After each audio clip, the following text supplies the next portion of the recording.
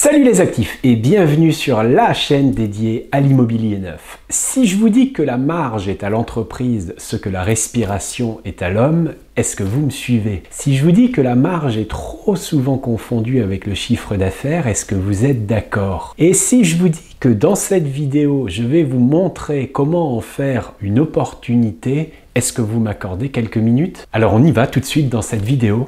On va étudier comment préserver sa marge et voir comment ce que beaucoup de vendeurs considèrent comme un problème est en réalité une opportunité. Les commentaires, les remarques, les cas pratiques, c'est là en dessous. Et puis on like, on partage, on s'abonne. Merci à tous et merci d'avance surtout. Commençons par étudier ce qu'est la marge. Dans notre cas de figure, le terme qui convient le mieux est la valeur ajoutée. Prenons l'exemple d'une pizza. J'ai d'un côté mon coût d'achat. La pâte, le jambon, le fromage, etc. Et de l'autre côté, j'ai mon prix de vente. Si l'on admet par exemple que l'ensemble des produits coûte 5 € et que je revends ma pizza 15 €, je vais donc avoir une marge de 3, et si je l'exprime en pourcentage, ce sera une marge de 300%. Notons deux choses. La première, c'est que dans ce prix, je ne tiens absolument pas compte des locaux, de l'électricité, etc. Et le second, c'est que malheureusement, dans l'immobilier, nous n'arriverons pas à de tels taux de marge. Dans l'immobilier, si vous ne voulez pas trop vous faire taper sur les doigts par votre garant, surtout par les temps qui courent, on aura une marge moyenne, on va dire, de l'ordre de 1,35 à 1,45. C'est un tout petit peu plus compliqué dans la promotion parce que l'impact foncier va venir effectuer une distorsion entre ces chiffres. Alors, 1,40, ça veut dire quoi? Je vais prendre ce chiffre médian.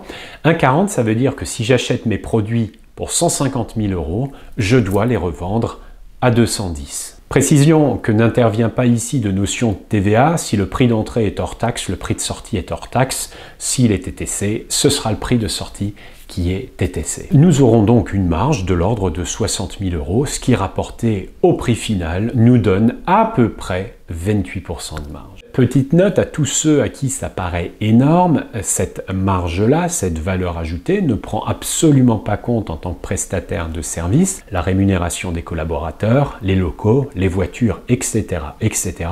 Ces 60 000 € ne sont absolument pas ce que le chef d'entreprise pourra se mettre dans la poche.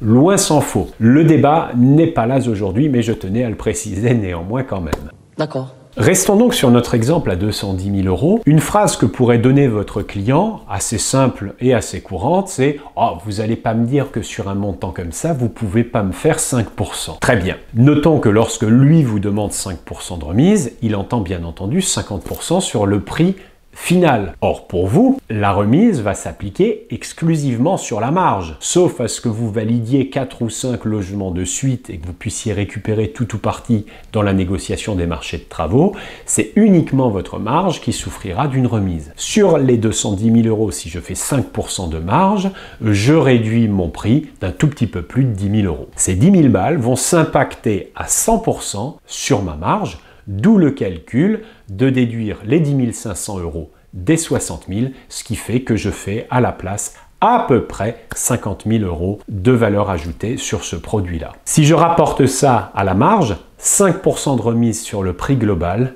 équivalent à 15% de remise sur ma marge. Dit autrement, pour avoir le même gain, je viens juste de m'apercevoir qu'il va falloir que je vende 7 logements à prix remisé au lieu de 6 à prix ferme. C'est énorme dans la réalité des faits, parce que si votre seuil de rentabilité à prix ferme est à 60 maisons, il vous faudra remiser à 5%, en vendre 70. C'est-à-dire que vous avez 10 chantiers de plus à ouvrir, suivre, livrer, vous occuper en service après-vente, etc., etc. Ouais, j'avoue que Ça alourdit considérablement la structure de l'entreprise et ça dégrade nettement la qualité potentielle du service que l'on apporte à son client. Ceci étant dit, et si ce n'est pas clair, postez vos questions en commentaire. Voyons maintenant comment défendre cette marge auprès du client. Deux prérequis. Tout d'abord, je vous renvoie vers les vidéos concernant la découverte. Elle doit être puissante. Aucun détail, même si c'est théorique, et dans la pratique impossible, mais aucun détail ne doit vous avoir échappé. Second prérequis, et celui-ci par contre est non négociable, vous ne devez en aucun cas jamais présenter une proposition qui dépasse les capacités financières de votre client. La première étape est de classer la demande de votre client. Elle peut être sincère et fondée, c'est-à-dire que le client y croit, il est sincère, et elle est fondée, elle est réelle, on peut l'observer, ça correspond donc à la réalité des faits. Mais, par exemple, s'il vous dit que votre concurrent est 10 000 € moins cher, on l'a vu, elle peut être sincère et fondée, il y croit, c'est vrai. Elle peut aussi être non sincère et fondée, c'est-à-dire que le client ment, il bluffe, il en est conscient, mais il a envie de travailler avec vous et il cherche un argument pour vous faire baisser votre prix.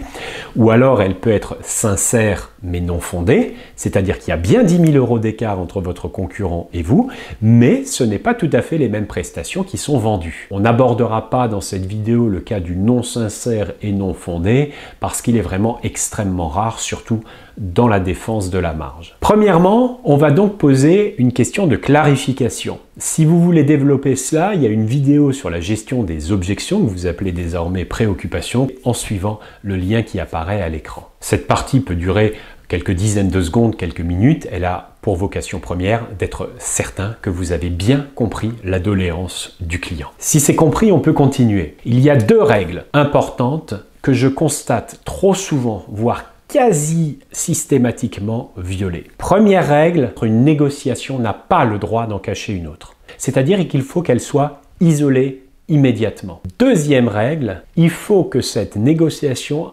aboutisse à une prise de décision immédiate. C'est-à-dire que la proposition que je vais vous faire maintenant s'éteindra au moment même où vous quitterez la pièce. Sinon, pour le client, c'est beaucoup trop facile. En attendant d'avoir vos cas pratiques, on pourrait imaginer le dialogue suivant. Monsieur le vendeur, vous êtes bien plus cher que l'autre arracheur de dents. Bien plus cher, messieurs, dames, les clients. Ben oui, monsieur le vendeur, il y a 12 000 € d'écart, hein, c'est pas rien. Donc si j'ai bien compris, vous voulez savoir si ces 12 000 € d'écart répondent bien à une différence de prestation tangible, et si tel est le cas, vous avez une orientation favorable pour Maison Réaction, je suppose. Est-ce le seul point qui aujourd'hui freine notre collaboration? Et là, dans la trame, bien sûr c'est un exemple et ça manque de spontanéité, mais j'ai bien essayé de comprendre de ce qu'il appelle bien plus cher. Bien plus cher, ça peut être 5 000 pour certains clients, ça peut être 50 000 pour d'autres. Je lui ai demandé de reformuler précisément pour me laisser du temps pour réfléchir. Et enfin, derrière, j'essaye de voir si je suis en position de lièvre, c'est-à-dire que je sers à faire négocier mon confrère et que mon client préférera aller vers lui, ou alors si je suis en position de leader, c'est-à-dire qu'il préfère ma proposition.